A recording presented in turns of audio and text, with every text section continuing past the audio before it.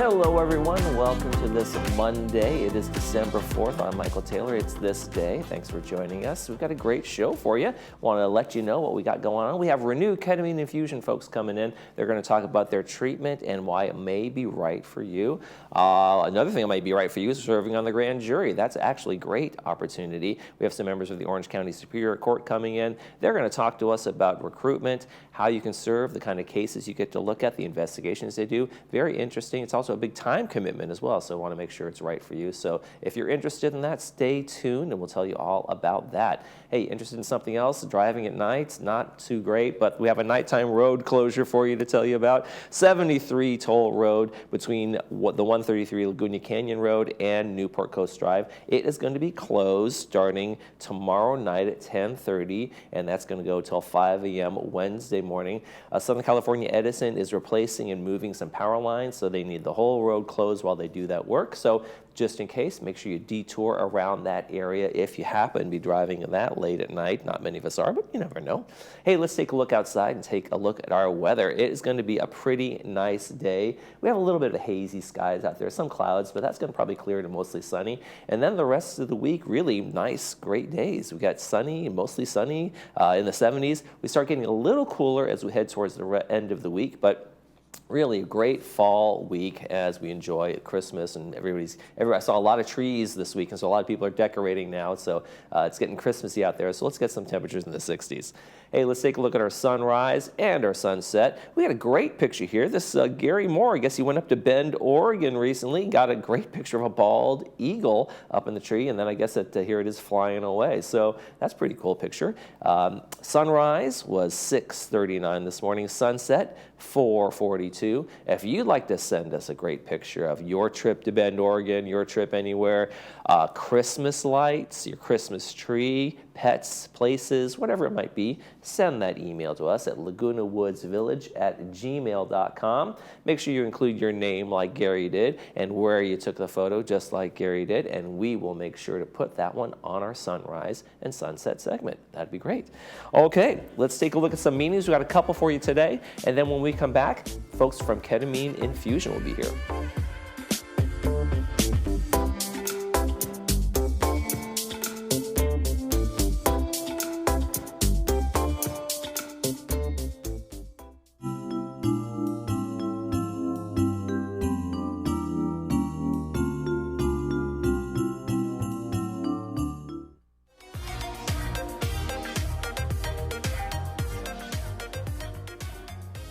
We're going to be talking about ketamine and the treatments and all of that. We're with Renew Ketamine Infusion. The folks from there, Dr. Justin Yannick and Dr. Tanya Dahl. Thanks for joining us. Thanks for being here. Thanks for having us. Good morning. So from the start, let's talk about ketamine. This is the thing, hey, I see this in energy drinks. I see this. What is ketamine all about, and what are you guys doing at your clinic?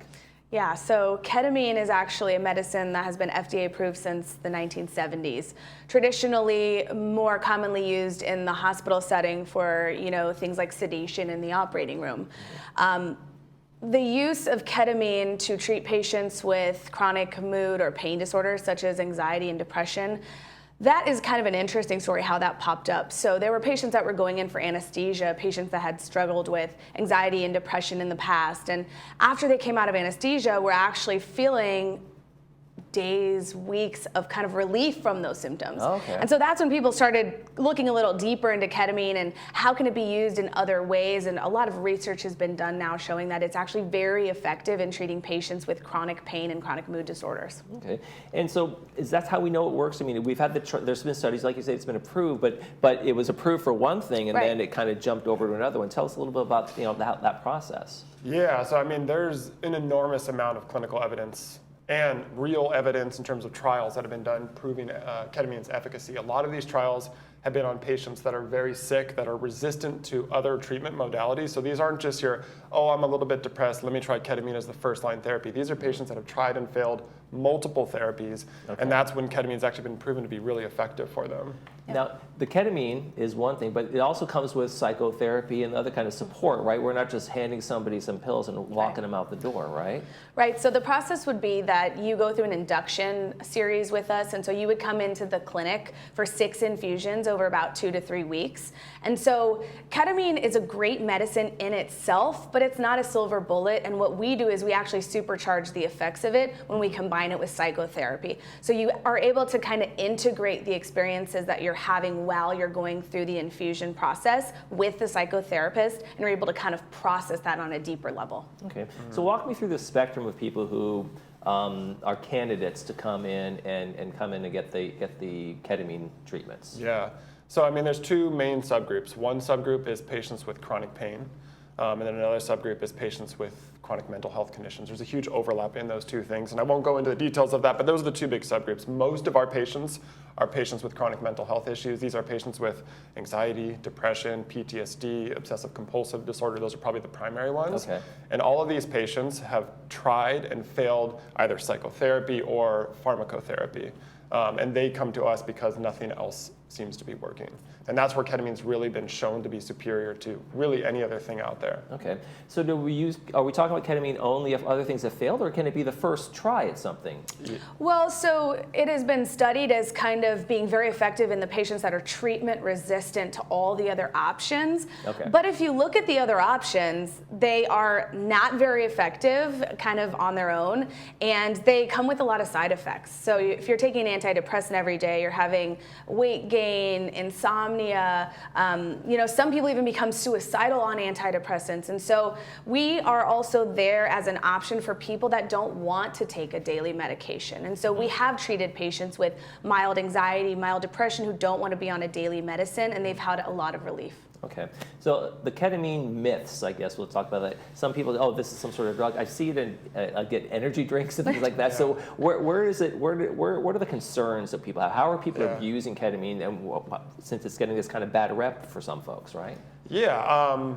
I hope you're not seeing the energy drink, because that would be illegal. So it is a controlled substance that has to be prescribed by a doctor. So I think your point brings up something interesting. Ketamine can be abused recreationally. However, it's all about the context that it's delivered. Okay. And so for us, patients don't go home with the ketamine. They come to our clinic in a controlled environment, supervised by doctors. Dr. Dahl and myself are in there the entire time with a patient. They come for a fixed amount of sessions, and then they go home. And so we actually, not only is that setting in and of itself kind of, it's unlikely to get addicted to it, but there's actually a lot of evidence to support that ketamine can be used to treat addiction in and of itself. Okay. And so we have yet to see any real clinical evidence or real evidence to show that ketamine is addictive when given in that context. Okay. I go in, maybe I get the treatment, I'm a patient. How long should I expect to be under the treatment of ketamine? Is it something that's going to be multiple doses or one dose, or then I'll be free from it and they'll have some long lasting, or is it something I can continue to renew? Yeah, so there's 2 main parts of the treatment. The first part being called induction, which is that 6 series infusions over 2 to 3 weeks. It's very high intensity treatment. Then we go into a maintenance phase, and that's really as needed. So depending on how severe your symptoms have been, whether you come back for maintenance or not is kind of patient dependent. And so we do have some patients that we've treated through the induction series that still feel great and have never needed to come back 6-8 months later. We do have some that are a little more severe, and so patients will schedule monthly to come in for maintenance infusions, and so it's just really patient dependent. Mm-hmm. Now, are there new phases or new possibilities for ketamine, and kind of as we learn more about it? I know we've talked about a little bit about clinical trials. Yeah. What are some of the maybe possibilities that are out there for other that is not quite there yet? I mean, I think it kind of dovetails off of where the whole psychedelic movement is going in general in terms of clinical trials. Some interesting things that I'm aware of is clinical trials looking for spinal cord injuries, brain injuries, chronic headaches and migraines, which is a patient population that we really haven't been able to do much for. And then also for like marriage therapy, couples counseling, which is a whole new field that really hasn't been studied before, to kind of like expedite that process. Okay, and to allay some fears, is ketamine addictive per se? Is it, if I'm going to come out of there, I'm going to, man, I need some more ketamine. No, not at all, not at all. So again, like what Dr. Yannick was saying, when used the way we are using it in the setting we are using it, absolutely not addictive. You don't have to worry about any of that. And you know what's really nice about ketamine is using it as an alternative to treat chronic pain, aside from using the more addictive medications like the opiates and using benzodiazepines for anxiety. And those are well known to be very addictive. So ketamine is very safe. Those are just blockers. They're really not really actual long-term treatment. I mean, that's the core issue, right? So like the whole idea of ketamine is that it can actually help you heal from the condition, where almost every other pharmacotherapy is really just a Band-Aid, right? Whether that's for pain or whether that's for depression. The pain instead of actually. And so is ketamine kind of like doing some sort of reset to the mind? Is that how I can say it? Yeah, so it's working on a cellular level in the brain and the spinal cord and the peripheral nervous system. Yeah, and so what it does is it works on the cells to create new proteins that come in and can kind of work their magic healing. And that's what they do. Yeah. Okay. And augmented therapy versus traditional therapy, kind of go into a little bit about that too. Yeah, so I mean, first of all, therapy in and of itself is an incredibly effective modality, and we're strong believers in the power of therapy. However, ketamine, when combined with therapy, can really be an accelerated process where patients oftentimes feel like they get stuck in therapy, they don't open up fully. Ketamine allows you to gain access into maybe more repressed memories or things that you don't typically feel comfortable talking about, and that tends to be a much more accelerated healing process. Okay. Yeah. Yeah, and is it kind of like, you know, when someone's taking maybe some mental health issues in terms of bipolar, where they're getting that, but they're also getting that therapy, right? So that's kind of the supportive angle of that. This isn't a cure-all. Right. Totally, yeah. Totally. It is not a cure-all, but we think the two, when combined, have a real synergistic effect, and that's why we think it's so important to do both, not just one. And what's the typical range of a patient? If I come in there, how long is my, like I kind of talked about this, but how long should I expect the treatments to last? And does insurance cover it and things like that? So the process is you're going to come in 6 times over 2 to 3 weeks. And when you come into our clinic, it's a very spa-like, tranquil clinic. It's very private. It's just Dr. Yannick or myself with a registered nurse and the patient at any time. Each appointment's an hour and a half. The infusion will go through an IV line about 40 minutes. And so that's kind of what you can expect in the actual process. Yeah, and it lasts for about 2 to 3 weeks, the induction where the 6 infusions go on. And Dr. Yannick, how did you get into this in the first place? Were you doing traditional medicine and kind of fell into this? Yeah. We both met in residency. We're both ER doctors, board certified ER doctors. We both still work in the emergency room, to be clear. I did a pain medicine fellowship, and long story short, I had a pretty significant subset of patients in the chronic pain space that wouldn't get better with a lot of the traditional therapies I was using. And that's when, in about 2019-20, I started to hear about the kind of the psychedelic renaissance in terms of traditional medicine, how it can be used, and started to use ketamine on certain patients in the chronic pain space. And it just became so clinically obvious to me that this worked better than almost anything else I had tried. And then we kind of met in the middle and decided we wanted to create a space that was just optimized to deliver this medicine to the right people. Okay, Dr. Dahl, kind of your story as well? Right, so I got interested in using ketamine more for the mental health perspective. So what I found was going through the COVID-19 pandemic in the emergency department, it was really just a very devastating time for everybody. And so patients were coming in isolated, scared, alone, depressed, and they had nowhere to go, and they were coming to me in crisis. And so I was looking for an opportunity to be able to treat patients more proactively instead of being reactive when they're in crisis. And so that's kind of why I got involved with wanting to use ketamine for these patients. All right, well, Doctors Dahl and Yannick, thank you so much for joining us. Renew Ketamine Infusion. We have the information on the screen for people who want to get more, know more about it, make an appointment, or go to the website and just do a little research on your own. Thanks so much for joining us. Thanks for having us. Thank you. You're watching This Day. We'll be right back.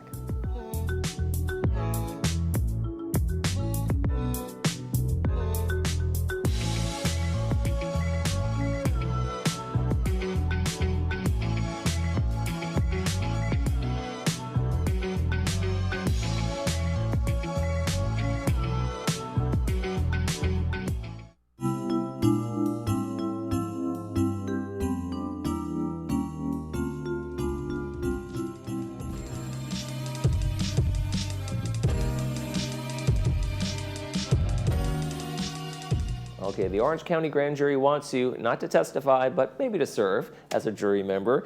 We want to welcome to our program Judge Sherry Pham and Michael Varengia. And thank you guys for you're a jury foreman, and we have our judge, Superior Court judge, oversees the grand jury. What is the grand jury all about? What do they do? All right, the grand jury in Orange County is, we have one of the very few grand jury that serves two functions. One is the civil functions where they investigate local governmental agencies like the county government, city government, special districts or school districts. They serve in the watchdog function where they make sure that public funds are spent efficiently, government is run efficiently and without any errors or misconduct. And in that sense, they're very, very important in the sense that they can improve government, how it runs. Their second function is the criminal function, where they hear the criminal indictments. The district attorney's office, when they feel that there is a probable cause to believe that an individual or a group of individuals has committed a serious felony crime, they can bring that case to the grand jury and present the case and see if the grand jury finds enough evidence to hold that person or group of people over to be tried and answer for those charges. And so in that sense, the grand jury is extremely important, not only to the government in Orange County, but also to the justice system. Okay. Now, Michael, you didn't get a notice like jury service in the mail. You actually volunteered for this. Yes, sir. And we'll get to the application deadline Okay. that's coming up in January in a minute. But what's it like? Why did you decide I want to serve as an Orange County grand juror? This is actually my third time on the grand jury. Really? This is my first time as a four-person, so it's like being a brand new juror because the responsibilities are a little bit different than your regular grand jury members. I like to say you're kind of herding cats, keeping everybody on the same path. And as the judge explained, it's primarily a civil function. And the official definition is the public's watchdog over the affairs of government. And again, like Judge Pham said, it's primarily with Orange County government, the actual government, county government itself. So whatever county government encloses, those are the things that are usually investigations into. And it could be if there's major problems that have come out publicly, or the 6 standing committees will decide where they want to do their investigations at. Right. So if someone, let's say prisoners at the Orange County Jail are complaining about their treatment or the time in the cell or something like that, it's who investigates the jailers and the sheriff, right? And That's so correct. This is where the Orange County That's grand jury correct. kind of steps in as a checks and balance kind of system? That's a mandated, and it's more of an inquiry unless, as you said, there are complaints from the prisoners. But the Criminal Justice Committee has to go through the main jails and take a look, see how they're operating. Are they clean? Are services there, mental health services, whatever the prisoners need. That's part of the Criminal Justice Committee's overview. So they will go through and they will take a look at this and issue either a report, or it could be an explanation letter that they've gone through this and actually looked into it. Okay. Judge Pham, what's your role in kind of overseeing the grand jury system or the grand jurors? I serve as I assist the grand jury whenever they have any general questions. I'm not permitted to offer any legal advice or answer any legal questions. Okay. In their civil functions, if they have any legal questions, they have county counsel to advise them.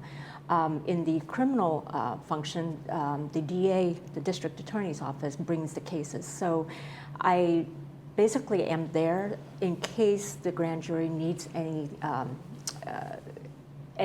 facility issues addressed, like broken elevators, or power outages, or if they have any issues with one of their members. Okay. So Mike here, Mr. Varengia, would come to me and bring that issue so that I can advise as to what steps to take next. Okay, But makes sense. Yeah. I don't interfere with the actual investigations or the criminal indictments that are worked upon by the grand jury. Okay, Yeah. so kind of like oversight in terms of like kind of the complaint department of the. Pretty much. Pretty much, yes, pretty much. Exactly. I try not to bother Judge Pham Sure. unless it's absolutely necessary, or there could just be questions. You know, not Right. necessarily that there's an issue, but that we may have questions about something, and Yeah. she might be In terms of the how you operate and how you what are your limits in terms of like, can we do this, can we do that kind of thing? And, Yes, and we also, as she explained, we have county counsel. That is where we get our That's where you legal get your legal advice. That guidance, is correct. right. We have a really nice, good guy right now as our county counsel. So what's the time commitment like if you're going to serve as a juror? It's and a how year. strict is it? Is it 1 year long? It's a year, Yes, and it it is. coincides with the fiscal year. So it goes from July 1st of one year to June 30th of the next year. Okay. And it is a big time commitment. It is, yes, And 5 days a week. The grand jury sets their own schedule, but usually it's about 30 hours a week. Okay. And they do get 13 holidays, right? Yeah, we get whatever holidays they get. Whatever holidays Right. it was, well, Whatever it's holidays, not there yeah, we either. get the same holidays. And you can request time off from the That's correct. I'm sorry, the foreperson. And we generally, what hours do you work? Right now, our normal hours are roughly 9 a.m. to 1 p.m. Now, Okay. as we get further into the investigations, that's going to start extending as you begin typing up the reports. That is where roughly February, March, we're going to be right in the middle of this thing, and people are going to start, you'll see them start to come in early. You'll see them hold over. Okay. Also, there is an ability to do a certain amount of work from home. Say they have to get something out to their fellow committee members. We have laptops, and those laptops will connect you into the grand jury system. That it's not available to the public. It can't be hacked. So that also gives you that additional time that you may have to use.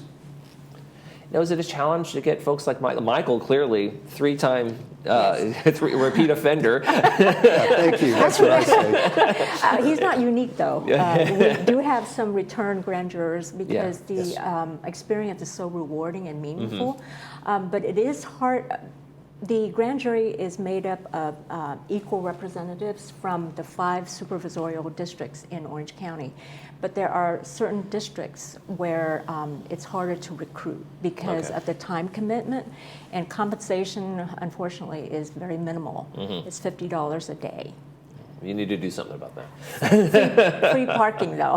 Free parking, well, there you go. And it's parking Under the courthouse, in the basement, under the where the courthouse. judges park. Oh, We have wow, a okay. reserved parking There you space go. under the courthouse, VIP And you have- section. Yes, exactly. down with the judges. So, you Michael, have clearly special it's key card. been a very rewarding experience for you, right? It really has been. You know, I was still working part-time. I was a reserve police officer for 30 years. So even during that time, I was still working the streets on the weekends, and I was coming into the grand jury during the week. So it was extremely interesting for me, and it keeps this going. It really does. Right. It gives your brain something to grab onto, to be interested in. And for me, you know, I'm going to be 74 at the end of the month. So it keeps me going. It gives me something interesting to do. And it's a community function. You're assisting the county and the residents there. Well, there's a timeline, and I know the deadline's coming up for recruitment. For January 12th is the application deadline, right? And I think we have a little bit of a screen of grab of all the time commitments and everything like that. So it's a big list of things that are going on. But time now is to act, right? Correct. Yes. In terms of getting that information and making the application and getting that. And you're sworn in July, and then you're serving until the next June 30th. June kind of 30th, thing. correct. Okay. That sounds like an amazing. So, what's the experience been like for you overseeing the grand jury, and how important a role they play?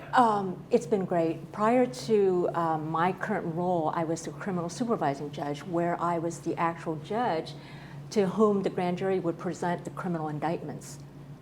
And so I've had close contact with the grand jury for the last almost 4 years.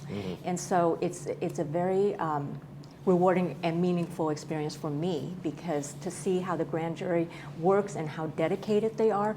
People like Mr. Varengia, they really take their roles very seriously, because we need individuals like Mr. Varengia and people who want to serve on the grand jury, because to basically keep our government honest, Yes. Yeah, so to speak. it shines a spotlight, right? Right, and to make sure our community and our streets are safe. Okay. Yeah. We have a phone number and a website. We want to make sure we put it on the screen one more time, www.ocgrandjury.org, and the phone number as well.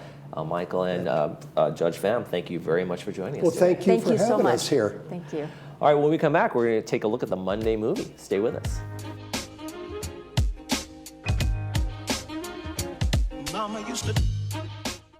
Hi, I'm Dan McEachran. 35 years ago, I was lucky enough to get my start in Laguna Woods. First, building patio rooms, then kitchens. Our cabinets, all built locally in Irvine. It all began with patio rooms, like this Majorca model, which we made into a complete room. I'll pull permits. We'll take care of everything. Give me a call. We'll do a nice job for you.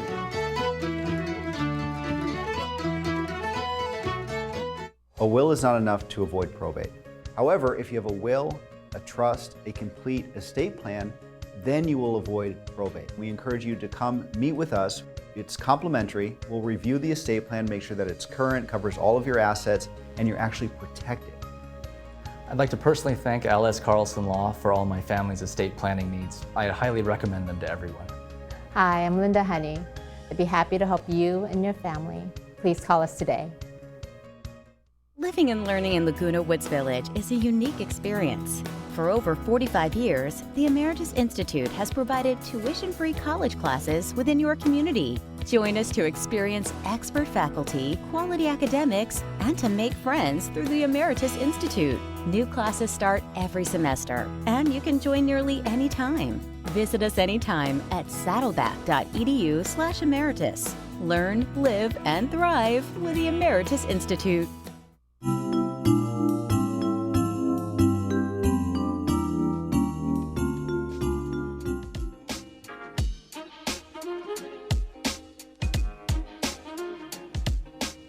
Hey folks, before we go, I want to tell you about our Monday movie. It's My Big Fat Greek Wedding 3. They need it. How many times are these guys going to get married? All right, Nia Vardalos and John Corbett are starring in this one. It's brought to us by Providence Mission Hospital. It's going to be on at 2 p.m. and 6 p.m. And I think this is the one they actually go to Greece and they have a great time out there. So they're not actually getting married again. Let's take a look at our weather before we head out. We got 70s for the first part of the week and 60s for the rest. That's going to do it for this edition of This Day. I'm Michael Taylor. For all of us here at Village Television, we hope you make this day a great one.